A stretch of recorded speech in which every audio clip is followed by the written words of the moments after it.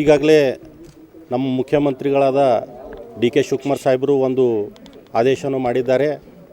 ಗೃಹ ಜ್ಯೋತಿ ಅಡಿಯಲ್ಲಿ ಬರೋಂಥ ಎಲ್ಲ ಗ್ರಾಹಕರಿಗೆ ರಿಜಿಸ್ಟ್ರೇಷನ್ ಮಾಡಬೇಕಂತ ಹೇಳಿದ್ದಾರೆ.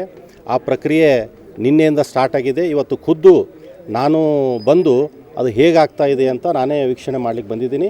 ನಮ್ಮ ಸಿಬ್ಬಂದಿಗಳು ತುಂಬ ಅಚ್ಚುಕಟ್ಟಾಗಿ ತುಂಬ ಒಳ್ಳೆಯ ರೀತಿ ಮಾಡ್ತಾಯಿದ್ದಾರೆ. ಈಗಾಗಲೇ ಜನರಿಗೆ ಒಂದು ರಾಂಗ್ ಮೆಸೇಜ್ ಏನಿದೆಪ್ಪ ಅಂತಂದರೆ, ನಾವು ಕಾಸ್ಟ್ ಸರ್ಟಿಫಿಕೇಟ್ ಕೇಳ್ತಾ ಇದ್ದೀವಿ, ನಿಮಗೆ ಕನೆಕ್ಷನ್ ಕಟ್ ಮಾಡಬೇಕಂತ ಮಾಡ್ತಾಯಿದ್ದೀವಿ ಅಂತ ಒಂದು ಮಿಸ್ ಆ್ಯಂಡ್ ರಾಂಗ್ ಇನ್ಫಾರ್ಮೇಷನ್ನು ಕೊಡ್ತಾ ಇದ್ದಾರೆ.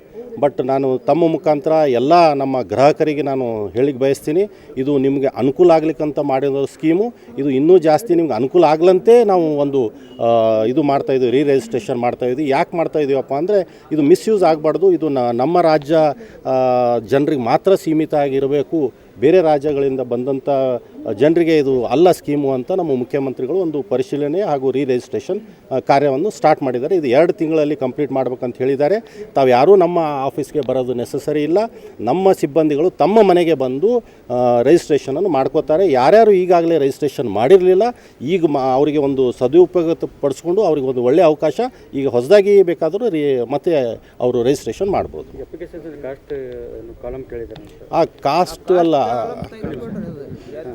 ಅದು ಒಂದು ಈಗ ನೋಡ್ರಿ, ಸರ್ಕಾರ ಕಾಸ್ಟ್ ಸರ್ಟಿಫಿಕೇಟ್ ಕೇಳಿಲ್ಲ.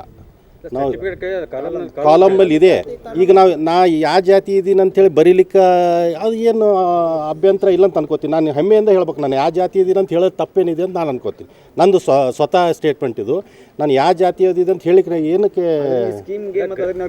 ಏನು ತೊಂದರೆ ಇಲ್ಲ. ಈಗ ಪರಿಷ್ಕರಣೆ ಮಾಡ್ತಾ ಇದ್ರೆ ಅಥವಾ ಏನು ಜಾತಿ ಗಣತಿ ಮಾಡ್ತಾ ಇದ್ರೆ ಅಂತ ಅವರು ಇಲ್ಲ. ಈಗ ನಾವು ಒಂದು ಸ್ಕೂಲ್ ಅಡ್ಮಿಷನ್ ಮಾಡ್ತೀವಿ.